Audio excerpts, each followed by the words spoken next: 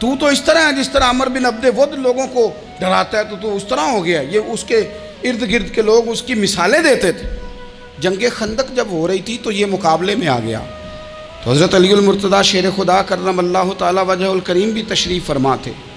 اب پورے عرب کے اندر اس کے بارے میں یہ کہا جاتا تھا کہ اس سے نہ لڑو، وہ تو خونخوار ہے، وہ تو درندہ ہے، وہ تو جنگلی شیر کی طرح آتا ہے، وہ تو کاٹ کھانے کو دوڑتا ہے، اس سے کون لڑے؟ ایک خیال تھا۔ اور وہ پراپوگنڈا بعض اوقات اتنا زیادہ کسی کے بارے میں ہوتا ہے کہ ذہن میں بچے لوگ آتے ہیں نا بچہ دم کرانے کے لیے، تو کہتے ہیں پیر صاحب بڑا ضدی ہے، کسی کی بات نہیں مانتا، باقی بچے ٹھیک تھے، یہ تو بڑا ہی نالائق نکل آیا ہے۔ تو میں کہتا ہوں کہ آپ اس کے سامنے یہ والی باتیں نہ کریں، یہ پکا ہو جائے گا کہ میں ضدی ہوں۔ تو آپ ذہن بنا رہے ہیں اس کا کہ تو اس طرح کا ہے۔ ذہن بنا دیا لوگوں نے کہ عمر ابن عبد ود کے مقابلے میں کوئی نہیں آ سکتا۔ خندق میں یہ آیا، اس نے للکارا مسلمانوں کو، آؤ وہ تمہاری جنت کدھر ہے جس کے بارے میں تم کہتے ہو کہ ہم شہید ہوں گے، تو آؤ میرے مقابلے میں نکلو۔ جب اس نے پہلی دفعہ للکارا تو ابھی بات ختم نہیں ہوئی تھی کہ مولا علی تلوار لے کے اللہ اکبر کہتے کھڑے ہو گئے۔ حضور نے فرمایا بیٹھ جاؤ، حضرت علی پھر بیٹھ گئے۔ وہ پھر پکارا اٹھو کوئی میرے مقابلے میں، تو مولا علی شیر خدا پھر کھڑے ہو گئے، پھر کھڑے ہو گئے۔ حضور نے فرمایا بیٹھ جا۔ ایک شخص نے کہا علی یہ عمر بن عبد ود ہیں، فرمایا مجھے پتہ ہے۔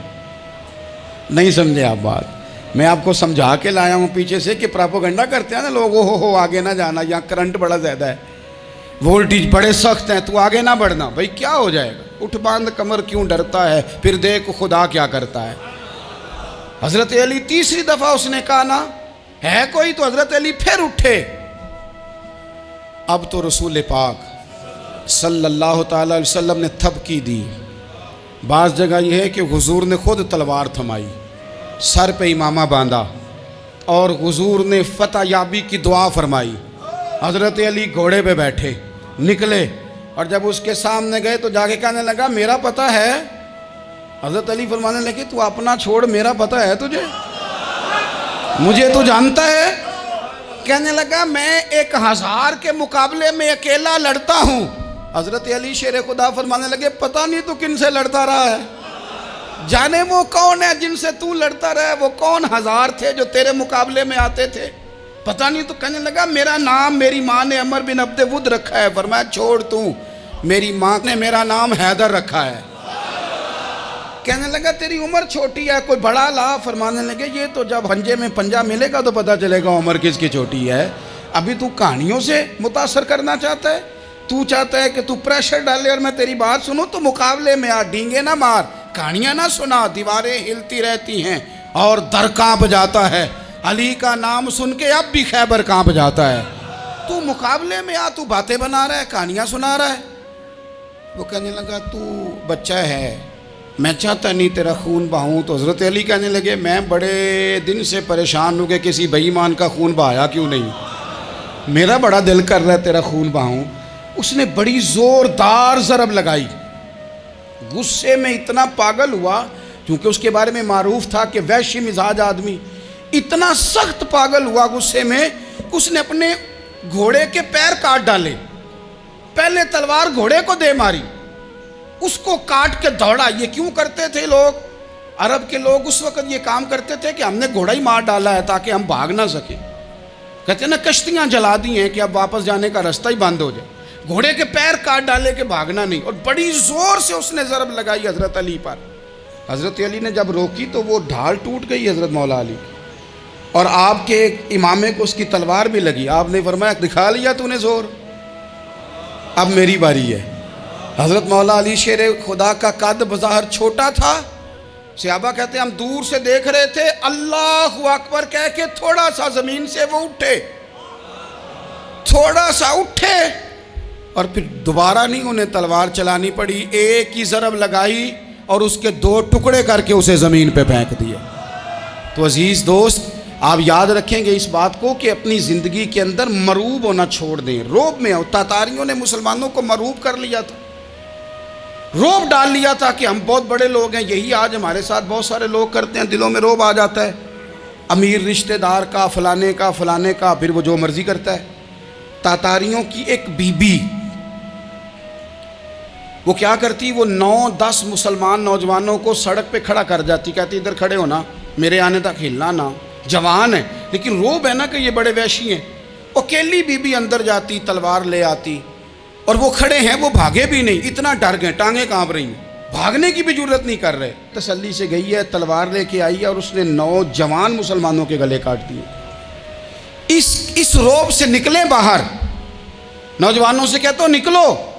اور جن لوگوں نے دنیا میں انقلاب برپا کیا وہ غریب گھروں کے تھے، وہ لوگ تھے کہ جو بازار کسی بڑے قبیلے سے نہیں تھے۔ آپ محنت کریں، تعلیم حاصل کریں، جد و جہد کریں، مشقت کریں، اپنی زندگی میں کچھ مقاصد کے حصول کے لیے آگے بڑھیں۔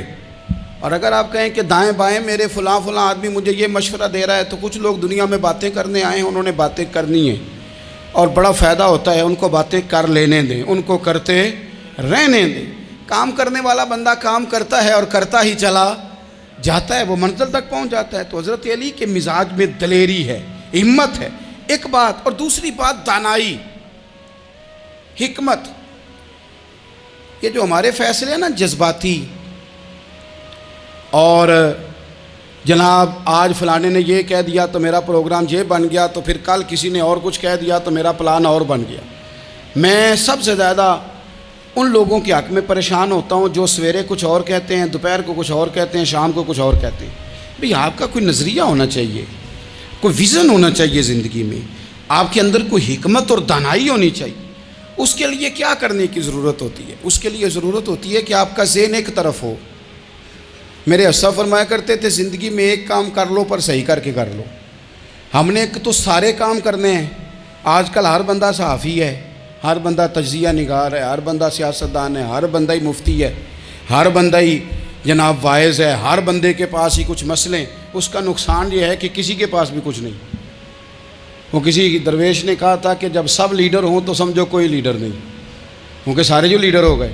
میرے عزیز، ایک طرف ذہن کو رکھیں اور اپنے اس کام میں کمال پیدا کریں۔ حضرت مولا علی شیر خدا کو اللہ نے حکمت دی تھی۔ نبی پاک صلی اللہ تعالیٰ علیہ وسلم کے صحابی حضرت عبداللہ ابن مسعود رضی اللہ تعالیٰ عنہ فرماتے ہیں، امام ابو نعیم نے لکھا ہے کہ حضرت عبداللہ ابن مسعود فرماتے ہیں نبی پاک صلی اللہ علیہ وسلم نے فرمایا اگر حکمت کے 10 حصے کیے جائیں نا، دانائی کے 10 حصے کیے جائیں، تو اس میں سے 9 حصے اللہ تعالیٰ نے حضرت علی کو عطا فرمائے ہیں، اور ایک حصہ باقی لوگوں کو ملا ہے۔ دانا تھے، معاملہ فہم تھے۔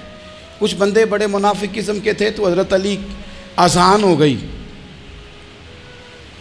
تو وہ حضرت مولا علی شیر خدا کے پاس آ گئے، اذان ہو گئی، حضرت علی نے جماعت کرانی۔ ان کا خیال تھا کہ آج ہم نے جماعت لیٹ کرانی ہے کسی طریقے سے۔ ہم چونکہ زیادہ باتیں، میں دوستوں سے کہتا ہوں بہت زیادہ خبریں نہ دیکھا کرو، بہت زیادہ بھی چیزیں نہ سنا کرو۔ آپ تو میرے بھائی موبائل کے اندر چلے جائیں گے، پھر باہر کی دنیا تو اور ہے، تو تھوڑا باہر بھی نکلیں تصویروں سے، تھوڑا باہر بھی آئیں، دیگر معاملات بھی دیکھیں۔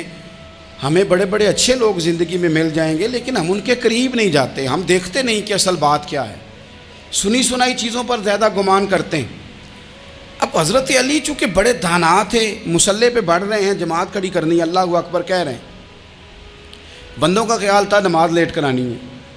نے فٹافٹ حضرت علی سے کہا کہ حضور ذرا وہ جانور تو بتائیے گا کتنے ہیں جو انڈے دیتے ہیں، اور ذرا وہ بھی بتائیے گا جو بچے دیتے ہیں۔ یہ ذرا اب کتنے کو بندہ جانور گنے، آہستہ آہستہ بندہ شمار کرے، ہو بکری جو ہے وہ بچہ دیتی ہے، مرغی انڈا دیتی ہے، اور گائیں جو ہے وہ بچہ دیتی ہے، اور بطخ جو ہے وہ انڈا دیتی ہے۔ بندہ تو یہ گننے لگ جائے تو حضرت علی شیر خدا یہاں ہاتھ ہیں، فرمانے لگے گھر جا کے گن لینا، موٹی سی بات بتاتا ہوں، جن جانوروں کے کان باہر ہوتے ہیں وہ بچے دیتے ہیں، جن کے اندر ہوتے ہیں وہ انڈے دیتے ہیں۔ اللہ اکبر، نماز کی نیت باندھ لی، تم گننا گھر جا کے۔ موٹی سی بات بتا دیتا ہوں، وہ صاحب کہتے ہیں میں حضرت علی رضی اللہ تعالیٰ عنہ کو الجھانے آیا تھا، میں خود بڑا الجھ گیا۔ یہ کیا ماجرا ہے، کیا معمہ ہے کہ 2 فکروں میں انہوں نے بات کو سمیٹا اور کمال کر دی۔ کہنے لگے گھر جا کے گننا، یہاں ٹائم نہیں، نماز کا وقت ہے، بس جن کے کان اندر ہے نا وہ انڈے دیتے ہیں، اور جن کے باہر ہیں وہ جا جا کے حساب کرنا۔ آپ ڈھونڈ لیں، تلاش کر لیں، چلے جائیں ماہرین کے پاس، پر شیر خدا شعر ہی ہیں۔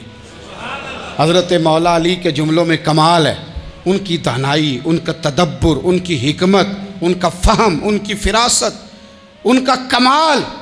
ایک شخص بڑی دور سے آیا, اس نے کہا حضور مجھے نا لمبی باتیں یاد نہیں رہتی, 2 باتیں بس بتا دیں میں عمل کروں تو زندگی بن جائے, 2 باتیں. تو حضرت علی فرمانے لگے لمبی امیدیں نہ لگانا, لمبی امیدیں نہ لگانا, موت کا پتہ نہیں کب آ جائے گی. منصوبہ بندی ضرور کرنا آنے والی نسلوں کے لیے, اپنی ذات کے لیے لمبی امیدیں نہ باندھنا, یہ بھی کر لوں گا یہ بھی کر لوں گا. ہم ریٹائر نہیں ہوتے زندگی بھر, پلان پہ پلان, پلان پہ پلان. تو اگر ہم پلان کر رہے ہوتے ہیں تو جو ہمارے نیچے ہوتے ہیں وہ ہمیں ریٹائر کرنے کا پلان کر رہے ہوتے ہیں. اولادیں تک والدین کو کمزور کرنے کے در پہ ہوتی ہیں کہ اب یہ ہٹے تو ہماری باری آئے. حضرت علی فرمانے لگے 2 کام, ایک تو لمبی امید نہ